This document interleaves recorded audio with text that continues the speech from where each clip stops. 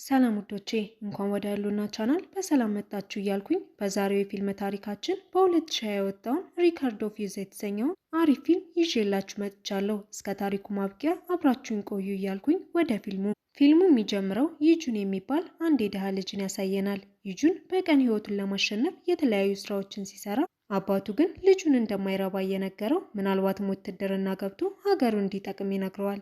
ይህ አልበቃ ብሎ ቤተሰቡ ከአብሮ አደጉ ጓደኛው ዋንሄ ጋር ያወዳድሩታል። ዋንሄ ታዋቂ የፊልም ተዋናይ ነው። ምንም እንኳ ቤተሰቡ ከጓደኞቹ ጋር ቢያፎካክሩትም እሱ ግን ለጓደኛው ዋንሄና ለጂኑ ጥሩ ሰው ነበር። ዋንሄም አዲስ ፊልም ስለሚወጣ እዛ ፊልም ጋር እንዲወዳደር ይነግረዋል። ይህ እድል ለይጁን የመጨረሻ አማራጭም ነበር። ይህ ካልተሳካ ግን ቤተሰቡ እንዳሉት ወደ ውትድርና እንደሚቀላቀል ያስባል። ዋንሄም ያለውን እውቅና በመጠቀም ሞዴሊንግ እንዲሰራና ተጨማሪ ገንዘብ እንዲያገኝ ይረዳዋል። በዚህ አጋጣሚም ከሜካፕ አርቲስቱ ጃንጌ ጋር ይተዋወቃል።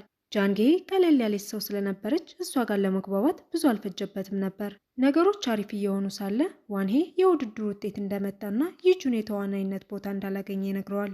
ይጁንም እያዘነ ወደ ቤት ይመለሳል። የተፈጠረውን ለአባቱ ሲነግረው አባቱ ሲጀመርም እሱ ለተዋናይነት የሚያበቃ ምንም ነገር እንደሌለው እየነገረው አያቱ ይመጣና ዝም ያስብላቸዋል። እዛ ቤት ውስጥ እንደ አያቱ ይጁንን የሚረዳው ሆነ የሚወደው የለም። 알았어. 알아. 울지 마. 그래. በቀጣዩ ቀን ሚጁን ጓደኛው ሚንጄን ያገኛታል። ሚንጄም የመሪ ተዋናይነት ቦታው አግኝቶ እንደነበርና ነገር ግን ዋንሄ ታዋቂ ስለሆነ በእሱ እንደተተካ ተነግረዋለች። ይጁንም ይህ የሚወደው ጓደኛው ያለበትን እያወቀ ይህን በማድረጉ በጣም ያዝናል። ይጁንም የሚያወራው ሰው ስለፈለገ ወደ ጃንጌ ይሄዳል። እሷ ጋር ሲያወራ ያለበትን ሀዘን ሁሉ ይጠፋል። ነገር ግን በመሃል ዝናብ ይመጣል። ጃንጌም ዝናብ ሲመጣ የብቸኝነት ስሜት ስለሚሰማት ዝናብ እንደማትወድ ስትነግረው ይጁንም ምንጊዜም ዝናብ ከዘነበ አብሯት እንደሚሆንና ብቸኝነቷን እንደሚጋራት ቃል ይገባላታል። ጃንጌን ግን ይጁን ብቻ አልነበረም የሚወዳት ዋንሄም ይመኛት ነበር። ዋንሄም የግሉ የሜካፕ አርቲስት እንድትሆን ይፈልጋል። ይጁንም ምሳ ይዞላት ለሚንጄ ይመጣል። ሁሉም ተሰብስበው ሲያገኛቸው ይቀላቀላቸዋል። የሜካፕ ቤቱ አለቃም ጃንጌ ከዚህ በኋላ የዋንሄ የግሉ የሜካፕ አርቲስት እንደሆነች ትነግራታለች። ይጂን ይህን ሲሰሙን በጣም ያዝናል። በህይወቱ የሚፈልጋቸው ነገሮች በሙሉ በዋንሄ እጅ እንደሆኑ ይረዳል። በመጨረሻ ግን በሁሉም ተስፋ ቆርጦ ጃንጌ ጋር ሂዶ ወደ ውትድርና ሊሄድ ስለሆነ ጸጉሩን እንድታስተካክለው ይነግራታል። በቀጣዩ ቀን ከሚንጄ ጋር ይገናኛሉ። እሷም ዳይሬክተሩን ለምና ትንሽ የትወና ፓርት እንዳሰጠችው ስትነግረው ይጁን በደስታ ይሞላል። በእሱ ተስፋ ስላልቆረጠችም ከልቦ ያመሰግናታል። ዜናውንም ይዞ ወደ ቤቱ ይሄድና ለእናቱ ይነግራታል። እናቱም በጣም ትደሰታለች። ነገር ግን አባቱ አሁንም ደስተኛ አልነበረም። የእሱ ፊልም ለእሱ ውርደት እንደሆነ ይነግረዋል። ለጃንጌም ደውሎ ወደ ውትድርና እንደማይሄድና የፊልም ስራ እንዳገኘ ይነግራታል። ተገናኝተውም እያወሩ ስለማይሄድ ደስ እንዳላት ትነግረዋለች። መጠጥም እየጠጡ የልባቸውን ሲያወሩ ከቆዩ በኋላ ወደ ቤት ሲመለሱ ጃንጌ ትንሽ ስለሰከረች የልቧን ታወራለች። ከዚህ በፊት ፍቅረኛ እንዳልነበራትና ልቧን ለአንድ ወንድ ብቻ መስጠት እንደምትፈልግም ትነግረዋለች። ይጁንም በየዋህነቱ በጣም እየወደዳት ይመጣል። በቀጣይ ቀን የሚተውንበት የመጀመሪያ ቀኑ ስለነበር ቀረጻ ከመጀመሩ በፊት ጸጉሩን እንዲስተካከል ወደ ጸጉር ቤት ትወስደዋለች። እንደ አጋጣሚ ሆኖ ያ ቦታ ጃንጌ የምትሰራበት ነበር። እያስተካከለችውም ሳለ ዋንሄ ይመጣል። እሱም የሁለቱን ቅርርብ በደንብ ያስተውላል። ቀረጻው ቦታ ይጁን የሚተውነው ገጸ ባህሪ ሀብታምና ጨካኝ ማፊያ ነበር። ፊልሙ ጋር የሚገርም የትወና ጥበብን ያሳያቸዋል። 개새끼야. 내가 깡패냐? 강목으로 사람을 베게? ዳይሬክተሩን በችሎታው በጣም ይገረምና እንዲሁም ከመሪ ተዋናዩ በላይ እንደሆነ ይነግረዋል። መሪ ተዋናዩ የሆነው ፓርክ ዶሃ ግን የእሱን ቦታ ሆነ ብሎ ሊወስድበት ስለመሰለው ይጁን ይጠለዋል። በሌላ በኩል ጃንጌ የዋንሄ የግሉ የሜካፕ አርቲስትና የመጀመሪያ ቀን ስራዋ ጋር ትገኛለች። እናም ይህ እድል ለእሷ ጥሩ እንደሆነና ከሌሎች ተዋናዮች ጋር በቅርበት እንደሚያሰራት ነግረው ስለሰጣት እድል ከልቧ ታመሰግነዋለች። የዩጁን ቤተሰቦች ምንም እንኳን ስራውን ቢሰራ አባቱ ግን አሁንም ደስተኛ አልነበረም። አባቱ ነጋ ጠባ እየጨቀጨቀ ያስመርረዋል። በቀጣይ ቀን በቀረጻው መሃል ይጁን አደጋ ያጋጥመዋል። ጃንጌም ግንባሩን አስተውሎ ስለነበር በፕላስተር ታደርግለታለች። ድጋሚ በመንገዳቸው ዝናብ ይይዛቸዋል። ይጁንም አጋጣሚውን ተጠቅሞ እንደሚወዳት ሲነግራት ጃንጌ እንደ ቀልድ ትወስደዋለች። ይጁን ግን ግልጽ የሆነ መልስ ስለፈለገ ወደ ቤቷ ይሄዳል። ጃንጌም ነገሮች በፍጥነት እየሄዱ ስለሆነ ቀስ ብላ የፍቅር ጥያቄውን ውድቅ ልታደርገው ብታስብ በምላሹ ግን እሷም ሳታስበው የልቧን ፍቅር ትገልጽለታለች።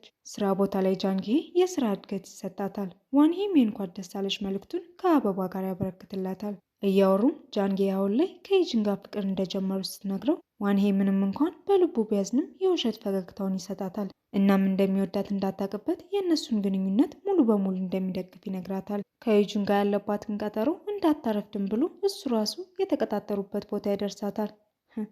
ይህኔ ነው ሚስቴ እንዳልኳት። ብቻውን ሆኖ እያሰበ ጃንጌን ከልቡ እንደወደዳትና እንዲሁ በቀላሉ መተው እንደሌለበት ከራሱ ጋር ይማከራል። ምንም እንኳን ይህ ውሳኔ ከይጁን ጋር ያለውን ጓደኝነት እንደሚያበላሽበት ቢያውቅም ፍቅሩን ለማስቀደም ይወስናል። ጃንጌም ከይጁንና ከአያቱ ጋር ትገናኛለች። የይጁን አያት በይጁን አነሳሽነት የሞዴሊንግ ፎቶዎችን እየተነሳም ነበር።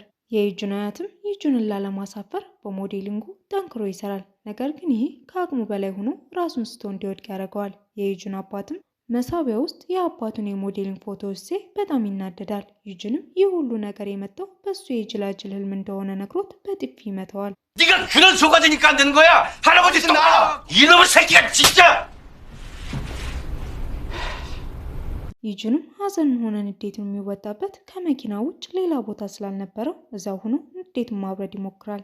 ያም አልሰራ ሲለው ለጃንጌ ደውሎ እሷን ያገኛታል። ነገሮችን ለመርሳትም ፒያኖ መጫወት ይጀምራል። ጃንጌም ስታየው በጣም ያሳዝናትና እዛው ላይ ትስመዋለች። በቀጣዩ ቀን ዋንሄ ጃንጌን ቀረጻ ቦታ ይወስዳታል። በልቡም የጃንጌን ቀልብ የሚስብበት አጋጣሚም እንደሆነ ያስባል። ቀረጻው እንዳለቀም ጃንጌ ሳትነግረው ትሄዳለች። እሱም ተከትሏት ያገኛታል። ነገር ግን ጃንጌ ከምንጊዜውም በላይ ተኮሳትራ ታወራዋለች። ዋንሄም እሷን መውደድ እንደሚችል ነገር ግን መቼም የእሱ እንደማያረጋት ይረዳል። በሌላ በኩል ይጁን በትወና ብቃቱ ሌላ አጭር ፊልም ጋር የመሪ ተዋናይነትን ቦታ ያገኛል። በዚህም ተደስቶ ለጃንጌ ይነግራታል። እሷም ለሱ ደስ እንዳላትና ሁሌም ከጎኑ ሆና እንደምትደግፈው ትነግረዋለች። የፊልሙም ቀረጻ ወዲያው ይጀምራል። የሴት መሪ ተዋናያውም ያንሱ ስትሆን በጣም የታወቀች ናት። ይጁንም እንደ ጀማሪ ተዋናይ የመድኃኒቶችን ስም ለመያዝ ትንሽ ይቸገራል። ጊዜያት ሲያልፉም ያንሱና ይጁን ጥሩ ጓደኛሞች ይሆናሉ። ፊልሙም በጥሩ ሁኔታ ይጠናቀቃል። ለእይታ ሲበቃ ብዙ ሰዎች ፊልሙን በጣም ይወዱታል። ይጁንም በትወናው በጣም ይወደዳል። ስኬቱን ለማክበርም ወጣ ብለው ይዝናናሉ። እያወሩና እየተጫወቱ ሳለ የይጁን የቀድሞ ፍቅረኛ ትመጣለች። እሷም ኪም ጂያ ትባላለች። ጂያና ይጁን በጣም ይዋደዱ ነበር። ከዛም አልፎ ሊጋቡም ነበር። ነገር ግን ጂያ ከሀብታም ሽማግሌ ጋር ስትማግጥ ስለያዛት ግንኙነታቸው እንደተቋረጠ ያሳየናል። ዝግጅቱ ጋር ከመምጣቷ በፊት ጂያ ከዋንሄ ጋር ተገናኝታ ነበር። ያ አጋጣሚ ለዋንሄ ሁለቱን ለመለያየት አሪፍ ቢሆንም እሱ ግን ጃንጌ እንደምትጎዳ በማሰብ ጂያን ከሁለቱ እንድትርቅና የራሷን ሕይወት እንድትመራ ይነግራታል። የዛኔም ጂያ ከጃንጌ ፍቅር እንደያዘው ትረዳለች። ይጂንም ጂያን ሲያት አጋጣሚ ሆኖ ጃንጌ ለመታጠብ ወጣ ነበር። እሱም ሁለተኛ አጠገቡ እንዳትደርስ አስጠንቅቋት ጥሏት ይሄዳል። በቀጣዩ ቀን ጃንጌና ይጂን አሪፍ ጊዜን አብረው እያሳለፉ በዝናቡ መደነስ ይጀምራሉ። ነገር ግን ይጂን ጂያ ስለመጣች ትንሽ ፍርሃት አድሮበት ነበር። ምንም እንኳ ቢለያዩ በትንሽም ቢሆን ለእሷ ስሜት ነበረው። ቤተሰቡ በስኬቱ መደሰት ይጀምራሉ። ምንም እንኳ አባቱ ምንም እንዳልመሰለው ቢያስመስልም ተደብቆ ግን የልጁን ፊልም ያያል። በቀጣዩ ቀን በሚገርም መኪና አድናቂዎቹን ለማግኘት ወደ ዝግጅቱ ይሄዳል። ዝግጅቱ ላይም ፓርክ ዶሃና ዋንሄ ነበሩ። ዶሃ ይጂን ጋር ቂም ስለነበረበት ሆነ ብሎ የማይባል ነገርን ይጂንን ሲናገረው፣ የጋዜጠኞቹ ትኩረት ግን በጥሩ ሆኖ ወደ ይጂን ያተኩራል። በንግግሩም የሁሉንም ቀልብ ይስባል። ዋንሄም ትንሽ የቅናት መንፈስ ያድርበታል። ይጂን አሁን ላይ ትልቅ ፊልምን እየሰራ ነው። ጂያም ከየት መጣች ሳትባል ቀረጻው ጋር ትገኛለች። ለይጂንም ልታናግረው እንደመጣችና ያለፈውን መመለስ ባይችሉ ጥሩ ጓደኛሞች ብቻ እንዲሆኑ ትጠይቀዋለች። ይጂንም ይቅርታዋን እንደማይቀበልና አሁንም የመጣችው ስኬታማ ስለሆነ ብቻ እንደሆነ ይነግራታል። የዋንሄም እናት የይጂን ስኬት ከልጇ እየበለጠ ስለሆነ በጣም ትናደዳለች። ዋንሄ ግን ጓደኛውን እንደማይጠላውና በስኬቱም እንደኮራ ይነግራታል። እናቱም ይጂንን ለመጣል ከዶሃ ጋር ስምምነት እንዳደረገች ስትነግረው እንደዚህ አይነት ነገር እንደማይፈልግና ይጂንን እንድትተው ይነግራታል። ራሱን ለማረጋጋትም ጃንጌ የምትሰራበት ይሄዳል። እሷም ዘና ብላ ስታወራው የዋንሄ ድብርት ሙሉ በሙሉ ይጠፋል። ዋንሄም እሱ ለእሷ ምኗ እንደሆነ ያስባል። ነገር ግን ጃንጌ ስለ ስሜቱ የምታውቀው ነገር ስላልነበር እንደ ንጹህ ጓደኛዋ ታወራዋለች። ዋንሄም ያለባትን ውለት አስታውሶ ዛሬ እንድትጋብዘው ጃንጌን ይጠይቃታል። ጃንጌም ዛሬ ይጂን ቤቷ እየጠበቃት ስለሆነ እንደማይመቻት ስትነግረው ዋንሄ ይጂን እሷ ቤት ስለሆነ በጣም ይቀናና ዛሬ የግድ ካልሆነ ይላታል። ጃንጌም ዛሬ እንደማይሆንና ሌላ ቀን ሁለቴ እንደምትጋብዘው ቃል ገብታ ትሄዳለች። ቤት ውስጥም ይጁንና ጃንጌ አሪፍ ጊዜን ያሳልፋሉ። ወክ እያረጉም ስራዋን ለቃ የራሷን ሳሎን መክፈት እንደምትፈልግ ስትነግረው ለዚህ ምክንያቷ ደግሞ ከሱ ጋር ሆና የጓደኛው የግል ሜካፕ አርቲስት መሆን ጥሩ እንዳልሆነም ትነግረዋለች። የይጁን አዲስ ፊልም የሚለቀቃል። ተመልካቾቹም በጣም ስለወደዱት የተዋናይ ውድድር ጋር እጩ እንደሆነ ትነግረዋለች። እዛ ውድድር ላይም ፓርክ ዶሃና ዋንሄም አብረው ታጭተው ነበር። ከውድድሩ በፊትም ማንም ቢያሸንፍ ጓደኝነታቸውን እንደማይጎዳ ቃል ይገባባሉ። የውድድሩ አሸናፊም ይጁን ይሆናል። ይጁንም ለደጋፊዎች ሁሉ ምስጋናን አቅርቦ በተለይ አያቱን፣ እናቱንና ማናጀሩን ሚንጂን ከልቦ ያመሰግናቸዋል። ስለ አባቱ ግን ምንም ሳይል ይቀራል። አባቱን በዚህ በጣም ይከፋል። ዋንሄም ውድድሩን ስለተሸነፈ በጣም ያዝናል። ይጁንም ጃንግ ቻርሊ ከሚባል ሰው ስልክ ይደወልለታል። እሱም ስልክ ጥሪው ጋር ሲያተኩር ጃንጌ እየጠበቀችው እንደሆነ ይረሳታል። ጃንጌም ስትወጣ ከዋንሄ ጋር ይገናኛሉ።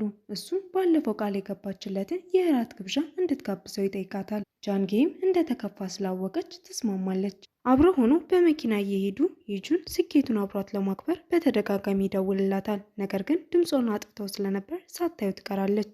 በቀጣዩ ቀንም ትልቅ ዜና ይሰራጫል። ያ የደወለለት ጃንግ ቻርሊ የተባለ ታዋቂ የፋሽን ዲዛይነር ራሱን እንዳጠፋ ይነገራል። ቻርሊም ጌይ ነበር እና ሚጁን ፍቅረኛው እንደሆነ የውሸት ዜና ይሰራጫል። በዚህ ወሬ በአንድ ምሽት የሁሉ ዝናው የገደል አፋፍ ላይ ይቆማል። ቤተሰቦችም ልጃቸው ጋር እየደረሰ ያለውን ጥላቻ ሲመለከቱ በጣም ያዝናሉ። እናም አሁን ላይ ይህን የውሸት ዜናን ለማጥራት የግድ ጃንጌ ጋር ያላቸውን ግንኙነት ይፋ ማድረግ እንዳለበት ሚንጄ ትነግራታለች።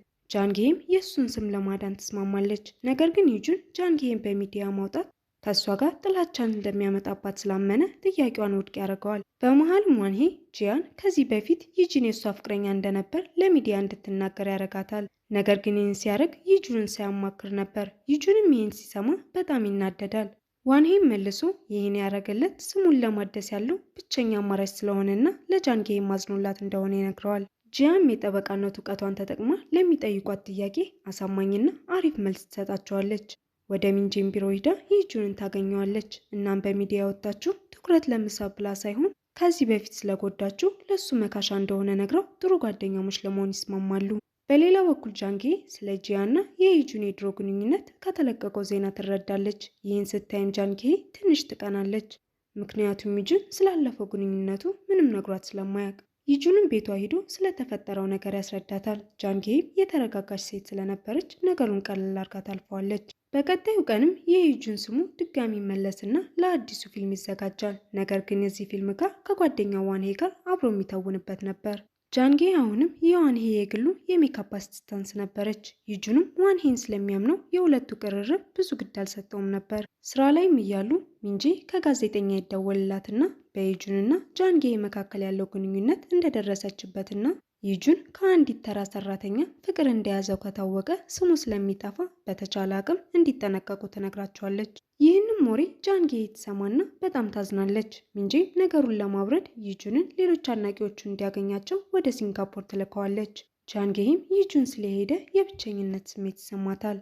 ቤቷ ሁናም ዋንሄ ይመጣል። ጃንጌም ዋንሄን የጠራችው ለእሷ የፍቅር ስሜት እንዳለው ለመጠየቅም ነበር። ዋንሄም ያላቸውን ጓደኝነት ለመጠበቅ የውሸቱን ለእሷ ስሜት እንደሌለውና መቼም ቢሆን ጓደኛውን እንደማይከዳ ሲነግራት ጃንጌ በመልሱ ትንሽ ትረጋጋለች። ዋንሄም ቤቱ ሲመለስ እናቱ የውሸት ፎሎወሮችን እየገዛች የማህበራዊ ሚዲያ ተከታዮችን እንዳበዛችለት ያውቃል። ዋንሄም ያ ሁሉ ተከታዩ የእሱ አድናቂ ሳይሆን በውሸት የተገዙ ተከታይ እንደሆኑ ሲረዳ በእናቱ ድርጊት በጣም ይናደዳል። እናም እሱ ትልቅ ሰው እንደሆነና የራሱን ውሳኔ እሱ ራሱ እንዲወስን እንድትተው ይነግራታል። 혼자 지는 거 힘들어.